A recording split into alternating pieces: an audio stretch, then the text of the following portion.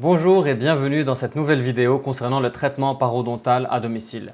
Aujourd'hui, je vais vous parler de la partie à domicile du traitement, mais sachez qu'il y a deux parties du traitement, le débridement en clinique et la partie à domicile. Pourquoi est-ce qu'on fait deux parties et pourquoi est-ce qu'on fait une partie en clinique et une partie à la maison? La partie en clinique va être comme l'équivalent de la bombe atomique qui va être jetée sur un grand camp de terroristes qui va éliminer la plupart des terroristes. Et si vous voulez, ce que vous allez faire à la maison, c'est pour éliminer les tout derniers terroristes qui vous restent, mais ça demande plus de temps puisque vous avez moins de matériel. Donc notre matériel est l'équivalent d'une bombe atomique et votre matériel, c'est la petite mitraillette qui va éliminer le restant des terroristes si vous voulez. On va commencer par vous montrer ce que vous allez utiliser constamment à la maison, tout le temps, plusieurs fois par jour. Le premier mois ou les 2 premiers mois, 10 fois par jour. Et ça va être juste la brossette interdentaire et le petit bain de bouche version mini. Donc le bain de bouche, c'est le Gum PowerX 0,12% de CHX et 0,05% de CPC. Il faut absolument cette composition-là, même si vous prenez une autre marque, et je vous conseille cette marque-ci. Donc ici, je vais tremper dans le bain de bouche et je vais venir passer entre les dents. Vous allez voir que je n'ai pas besoin de miroir pour le faire parce que j'ai l'habitude. Et vous aussi, vous serez des grands as de ce domaine et vous allez pouvoir le faire sans miroir non plus. Donc ça, c'est ce qu'on doit faire 10 fois par jour. Vous remarquerez que je n'ai pas passé le sopalin, que je n'ai pas lavé à l'eau parce que c'est censé être propre. Et cette brossette est en fait un petit médiateur de ce liquide qui va le transporter jusqu'au niveau interdentaire. Pourquoi interdentaire? Parce qu'à ce niveau-là, c'est là où il y a les nids bactériens. Donc on va prendre le bain de bouche, on va l'insérer entre les dents. Pourquoi on ne fait pas directement de bain de bouche? Deux raisons.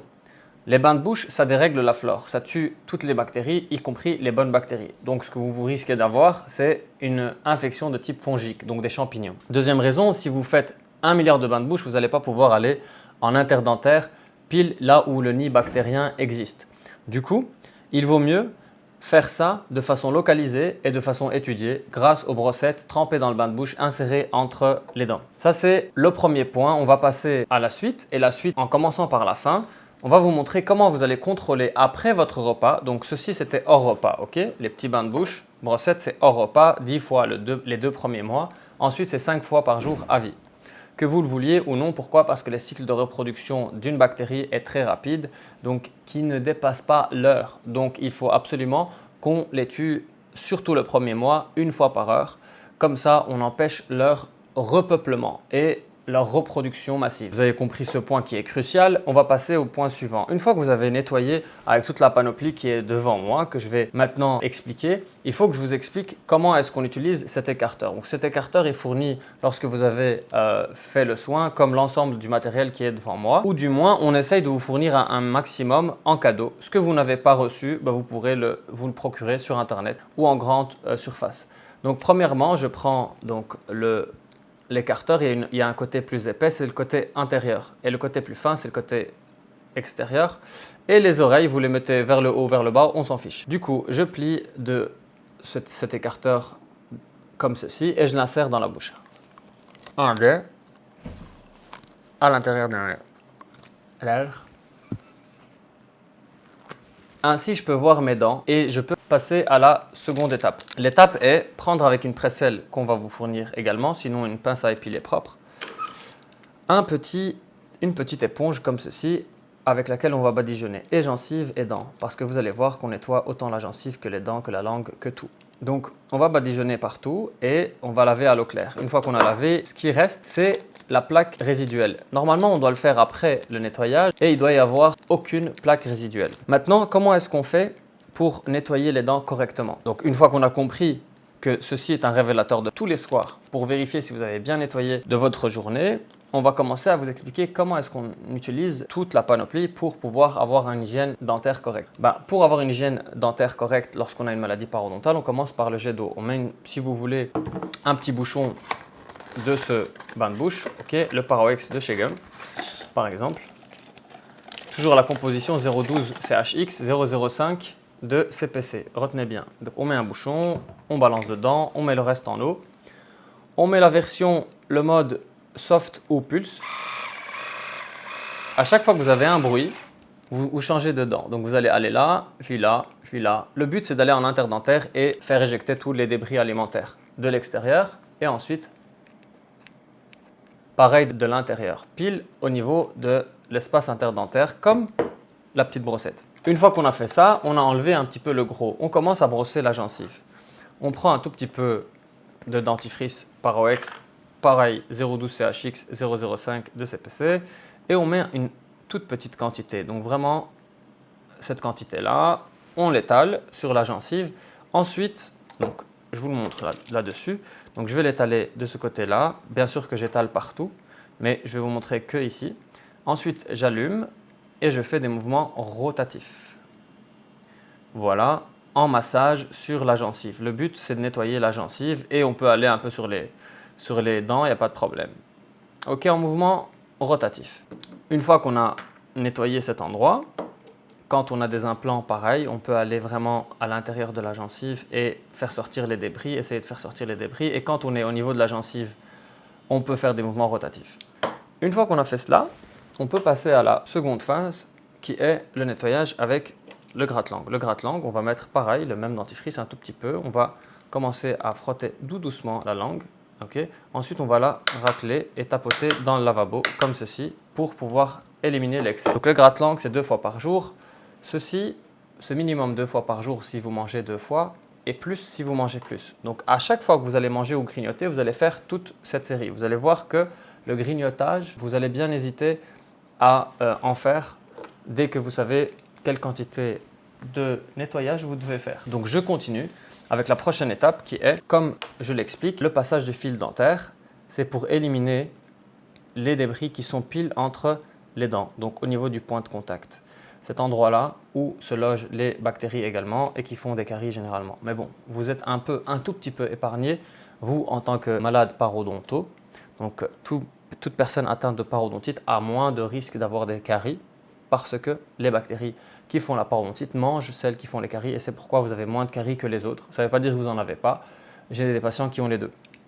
Donc pour les éviter, on va passer juste en croquant, si vous voulez, mon pouce c'est l'équivalent de mon maxillaire antagoniste et pour que je contrôle le passage en interdentaire. Et je tire et je sors. Donc je fais l'équivalent d'un U. 1, 2, 3. Okay. Pourquoi je fais ça avec mes dents et pas avec ma main qui tient le porte-fil? Parce que cette main, elle a une certaine force et une certaine précision. Alors que ici, quand je fais avec mon maxillaire du haut ou du bas, lorsque je fais avec ma mâchoire antagoniste, je maîtrise mieux le mouvement et je ne tape pas contre la gencive, comme ça je me fais pas mal. Bien évidemment qu'au préalable, je ne l'ai pas dit, mais il faut tremper dans ce bouchon de bain de bouche en ayant mis un tout petit peu de bain de bouche. Pas beaucoup parce qu'après on va le jeter et on ne va pas gaspiller. On ne va pas vouloir gaspiller. Ensuite, je trempe pareil, hein, la brossette interdentaire et je pars en interdentaire. Alors, en interdentaire, là, il y a grand débat. Si on a des grands espaces, ben, on prend des grandes brossettes. Et si l'espace est moyen, je veux dire qu'il est haut. Okay. Donc, vous avez compris. Donc, il y a l'espace comme cela. Okay, comme cela. Espace interdentaire big. Alors là, on doit aviser la taille, etc. pour que la gencive soit nettoyée. Mais imaginons que l'espace est normal, on va dire. Et juste à cause de la parodontite, ben, il est devenu haut, comme ceci. Ben, il faut nettoyer là, là et là. Vous voyez la forme, donc il faut nettoyer ici, à la pointe, là, sur la paroi et en dessous également. Donc ça vous fait environ 7 passages par espace interdentaire. C'est pourquoi qu'il est conseillé de ne pas avoir, bien évidemment, de déchaussement, mais ce n'est pas votre faute, vous ne le saviez pas. Maintenant, on va traiter comme il faut. Donc si jamais j'ai beaucoup d'espace, ben, je vais avoir beaucoup de passages. Mais imaginons que c'est un espace comme ceci, un espace normal. Ben, je vais aller tout droit. Ok, ça c'est une fois. Je retrempe. Je nettoie au sopalin si vous voulez. Je retrempe et je vais et je sors. Quand je sors, je vais aller vers un côté. Comme ça, je vais le faire avec la mauve qui est la plus fine. Comme ça, en sortant, je vais dans le sulcus. Je nettoie le sulcus en sortant et je racle un tout petit peu, hein, pas beaucoup, l'arrière de cette dent parce que ça reste un tout petit peu métallique. C'est métallique et du coup, ça peut, si vous voulez, si on fait ça fort et plusieurs fois, on peut un petit peu abîmer l'émail. Donc, il faut faire ça d'une façon douce, toujours. Ok, comme ceci, je retrempe et je repars dans l'autre sens. Quand je fais ça, je nettoie le sulcus ici. Il y en a qui aiment faire ça au fil de soie. Moi, je préfère faire ça aux brossettes trempées dans le bain. Ça, c'est concernant l'espace interdentaire. Après ça, vous avez nettoyé l'espace interdentaire, la gencive, il nous reste les dents. Là, on va prendre plutôt, vu que vous avez plus ou moins tous une récession gingivale quand on a une maladie parodontale, on a généralement des sensibilités dentaires. C'est pourquoi on va utiliser un dentifrice anti-sensibilité, par exemple celui-ci, le Sensivital ou Sensodyne Rapide ou Elmex Sensitive. Donc on va prendre un tout petit peu, comme tout à l'heure, sur la brosse à dents, la même quantité que tout à l'heure. On va l'étaler et puis on va démarrer. Si vous avez la Dentora, vous démarrez sur la deuxième option qui fait des mouvements, comme vous voyez, d'oscillation et de vibration. Donc quand vous allez le mettre, il suffit juste de la diriger vers la dent et c'est elle qui va faire tout le mouvement. D'accord, comme ceci. Voilà. Pareil partout. À l'intérieur, la même chose. Et en faisant ça, en laissant traîner sur la dent, en donnant le temps qu'il faut, on a éliminé la plus grande partie de la plaque bactérienne qui est dessus. Et c'est juste à la fin, après avoir rincé la bouche, qu'on va refaire un passage de ceci sur les dents. Ce sont des éponges de coloration de plaques que l'on fournit également, professionnelles, que vous ne trouvez pas en pharmacie. Regardez, ça colore tellement bien, ça a coloré mon doigt. Vous allez badigeonner toute votre gencive, votre langue, vos dents. La langue, c'est pas obligatoire, c'est vraiment optionnel, mais c'est toujours bien d'y penser, de la nettoyer. Vous allez donc l'utiliser, la badigeonner partout comme j'ai expliqué ici sur la mâchoire et rincer à l'eau claire. Et ce qui reste, c'est en fait ce que vous n'avez pas bien nettoyé. On vous fournit également un petit miroir dentaire parce que vous êtes votre propre dentiste. En fait, le but, c'est de vous rendre votre propre check-upper. Donc, c'est vous qui allez faire les check-up à la maison. C'est pourquoi on ne vous voit pas toutes les semaines, tous les mois, etc. On vous voit que 6 mois après pour juger de votre nettoyage pendant les 6 mois. Si on juge que vous n'avez pas fait les choses comme il faut, malheureusement, vous êtes exclu de la clinique. C'est-à-dire, on ne vous suit pas si vous n'êtes pas sérieux. Il faut absolument que vous ayez un sérieux et une rigueur. On veut que des gens qui sont guéris et on ne veut pas de losers. S'il vous plaît, c'est une maladie compliquée. C'est une bataille difficile, nous sommes forts, retenez ça, nous sommes courageux et il ne faut pas baisser les bras et il ne faut pas perdre espoir. Il faut toujours combattre ces foutues bactéries et parasites pour pouvoir les éliminer de notre vie et pour pouvoir avoir un parodonte sain. Pour certains patients, nous fournissons des gels en plus concernant l'élimination des parasites. On veut combattre tous les microbes.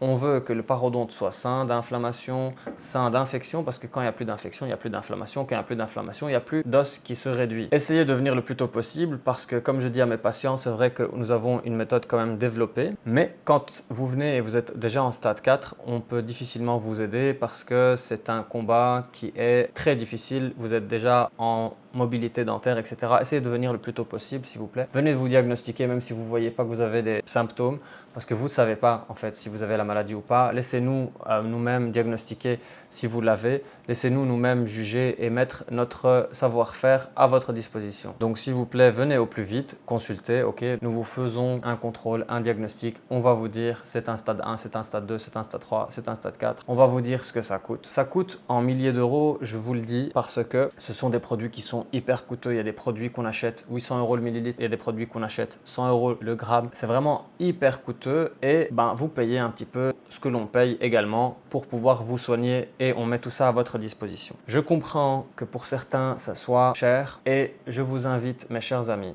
à faire le strict minimum. Et ceci est le strict minimum. Par contre, pourquoi je demande à mes patients qui sont dans la capacité de faire un débridement, qui peut coûter entre 750 et 8 000 € pour les cas les plus graves. 8 000 €, c'est pas en une séance, je vous rassure, c'est en plusieurs fois, c'est un traitement d'1 an. Ça, c'est les cas les plus graves de stade 4. Mais pourquoi est-ce que je dis qu'il faut ne pas utiliser ces produits-là? Comme vous savez, les bactéries ont ce qu'on appelle la résistance bactérienne. Donc, si vous leur présentez un produit qui les tue, mais qui n'est pas assez résistant et puissant pour les tuer, ce que vous allez faire, c'est les rendre plus forts. Donc, ce qui ne tue rend plus fort, vous allez rendre les bactéries plus résistantes aux différents produits. Donc, je vous invite à ne pas faire toute cette panoplie si vous n'avez pas fait le débridement. Faites le débridement d'abord et ensuite, vous commencez tout ça. Maintenant, si vous avez une inflammation, une hyperinflammation, une hyperplasie gingivale, une grosse inflammation, nous n'allons pas commencer directement le gros traitement parce que ça va causer des saignements et l'envoi de tous les microbes dans le sang. Donc, on va vous faire une pré-désinfection rapide le jour de votre consultation, si possible logistiquement pour nous. Et ensuite, nous allons vous donner rendez-vous pour le grand nettoyage. Et pendant cette période-là, on va vous donner des produits à utiliser pendant les 2 semaines ou 4 semaines d'attente du rendez-vous. Et puis, vous allez venir faire le débridement et puis commencer toute cette méthodologie de traitement à la maison que j'appelais 5 steps parce qu'il y en avait 5, mais bon, là il y a 6 steps parce qu'il y a cette étape-là en plus. Et puis, la dernière étape, c'est pour voir si vous avez bien nettoyé ou pas. Ne l'oubliez pas, tous les soirs, s'il vous plaît. Et ça, c'est non lavable, réutilisable. Ceci est lavable et réutilisable. Je vous souhaite beaucoup de courage. Je suis de tout corps avec vous. Rappelez-vous que nous sommes des docteurs qui sommes là pour vous aider, pour vous soutenir. On vous souhaite toute la santé et la guérison. À bientôt.